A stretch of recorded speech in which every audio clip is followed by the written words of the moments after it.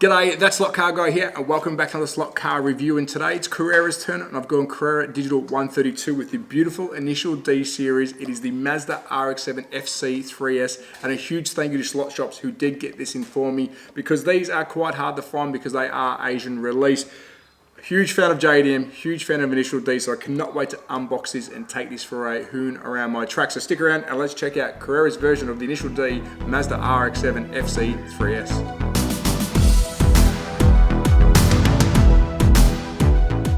So welcome back to another slot car review, and yes, I've gone Carrera, but more to the point, I've gone Initial D crazy, and I love this series, and I'm so happy Carrera took on the Initial D series. But first off, a massive thank you to Slot Shops who did get me this beautiful Mazda Rx7 Fc3S in, because these are Asian release and they are quite hard to find. You will find some sellers out there that have purchased them to sell them, but a massive thank you to Slot Shops because this is a series that I'm trying to complete.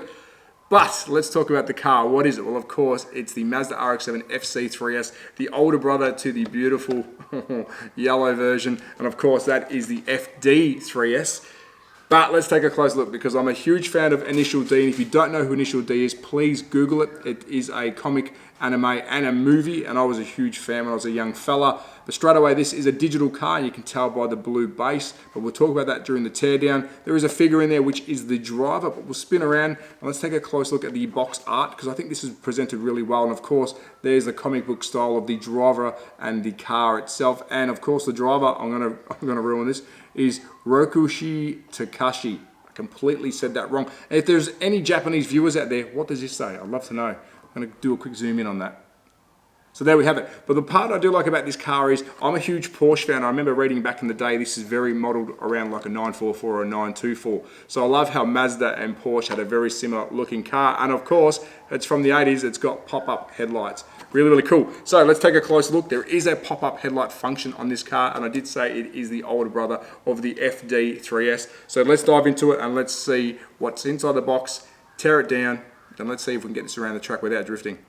So before I take a close look at the figure, the car, and the packaging, I do want to make a quick mention. If you are new to the hobby and you are new to Carrera, and you're seeing a blue base, well, in the 132 series, the blue base normally means, and I'll say all the time, digital, and of course it's got digital written up here, which we'll talk about that in a tick. So if you are new to the hobby, that's why this base is blue and not black. But let's have a quick look at the packaging itself, and we will look at that sticker at the rear. Of course, digital 132, and if you are new to the hobby, this is something you need to know. Blue base, let's spin it around to the back. There's a window at the back of all the Carrera crystal shells or cases, and inside here normally is some guide, some braid, and some bits and pieces. If you've got wing mirrors or whatever it may be, they may have replacements. And there's a warning about the smaller banked corner not to use this car. But a touch I do like is that 25th anniversary print there. That looks really cool.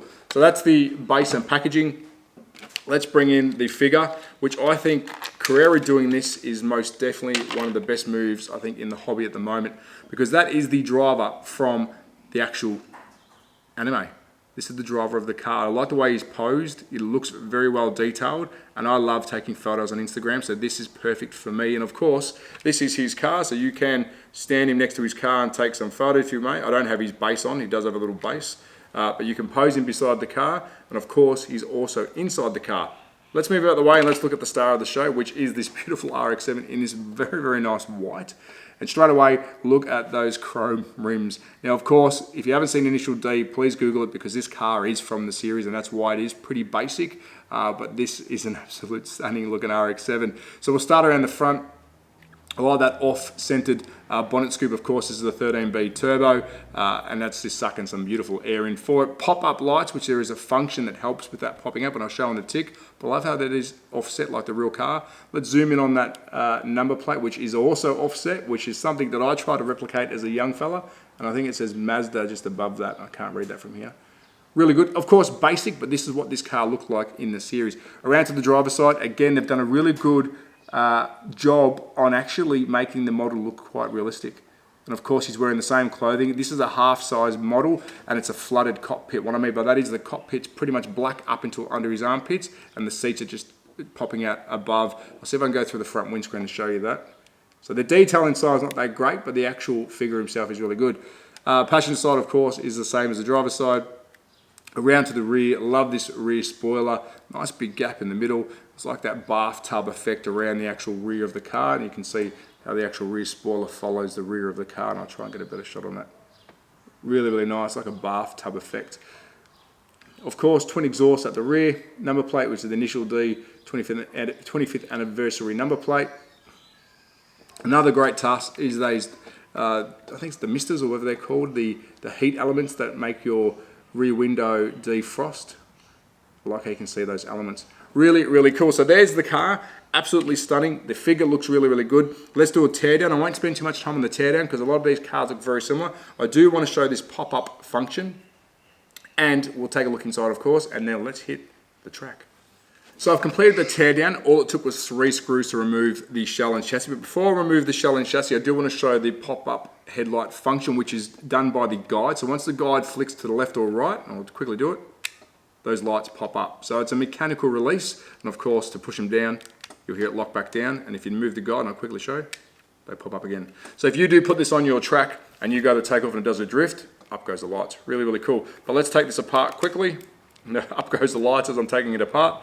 And while we've got this, let's have a look inside. Of course, pretty well blacked out. They do have different colors. I think this one's got different colors. It's been sprayed different on the front, so there's no bleed out on the active lights. Yes, a digital car does have lights. So I like how they've got this painted different color so it doesn't bleed out. So there you go.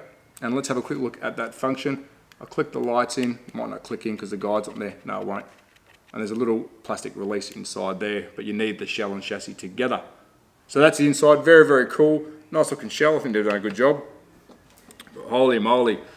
Now, if you haven't seen inside of a digital car before, take a look at that. It's spaghetti. Let's start from the front. Of course, there's your guide underneath all of this, which I'll flip upside down and show you. I'm a massive fan of the Carrera guides. They are huge, they are long, and they are deep. The only thing I don't like about the guides is they really need to be cut off or flicked at the rear so it stops that clicking noise. Front and rear needs to be a bit more tapered off, which I do shave some of mine down to get rid of the clicking noise. And if you do hear the click, click, click as you're driving around your Carrera track, whoop, that's the reason why.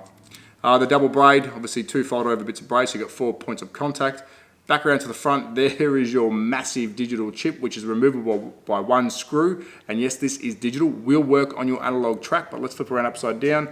There is your digital sensor light there, which goes over your sensors on the track, so you can change lanes, go into the pits. And of course, there is your polarity switch, so you can go backwards and forwards. So one way or the other way. Flip back over, inline motor, it's the Carrera basic motor, inline gearing and pinion and gearing.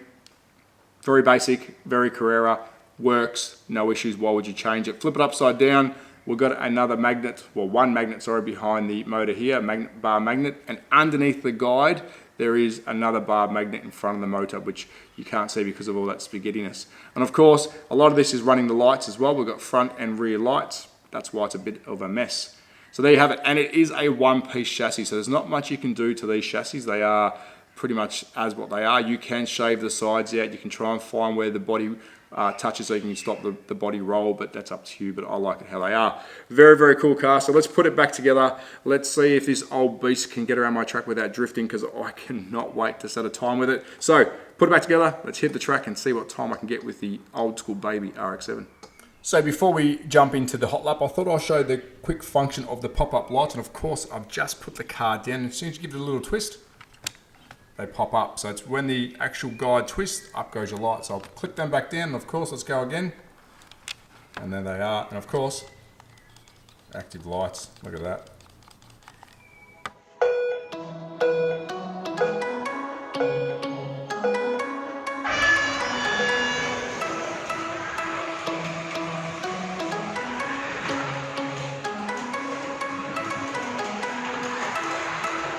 Lap 1, 10.02 seconds.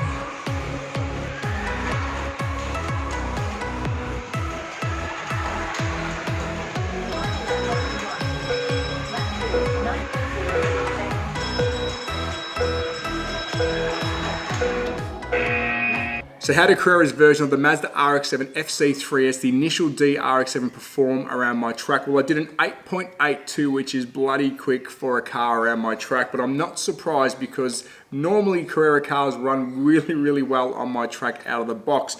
But of course, it's JDM, it's a Mazda. Do I recommend it? Yes, I do. I love the Initial D series. Hat off to Carrera for doing this series. I think it's amazing. Those figures are great. So if you do love Initial D, if you do love JDM, and if you do love Mazda, definitely grab one of these. Yes, they are Asian release, but you can find them out there. But a massive thank you to Slot Shop, who did get this in for me, and the younger brother. But next up is the younger brother. So can it beat an 8.82? Well, I'm not too sure. But as always, thanks for your support. Of course, at That Slot Cargo on Instagram and YouTube. Be safe, take care, and stay tuned to see if this one can beat the Whitey.